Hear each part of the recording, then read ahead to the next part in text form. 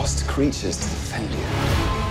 Did you guys have similar workout regimes or on some crazy diet? It might have been similar. It was the time spent in the gym that differed. Chris is a machine. I mean, I'll give you a solid hour. I'll give a solid hour, maybe an hour and a half. That's not That's true. 8 more. I think 8 more. Well, you can't compete. The guy's just a naturally very big guy. He's a hard guy to keep up with. We breed them well in Australia. Yeah, How to make them. It's Australian diet. Breed some big boys down there. Meat pies and beer. Jeremy, how did you feel letting Scarlett kick your butt? Hey, I mean, you're gonna get beat up. Someone's gonna do it. Yeah. Why not get beat up by her?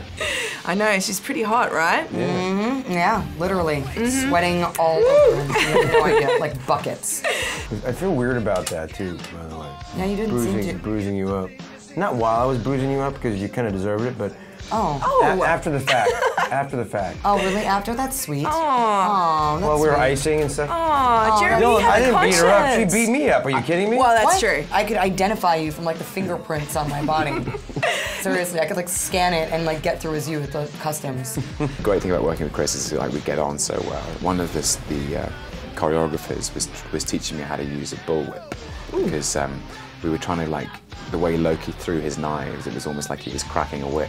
And I had this huge, like, 20-foot bullwhip in my dressing room, and I was putting my costume on, and he came in and said, "What's that, mate?" And I was like, "It's a whip. Be really careful with it because it's really easy to take your eye out." And he took it in his hand and said, "I said, dude, you honestly, like, it's a really, like, that's a real circus whip, which they used to whip lions." And Chris was like, "I grew up in a farm, bro," and then proceeded to smack himself in the eye.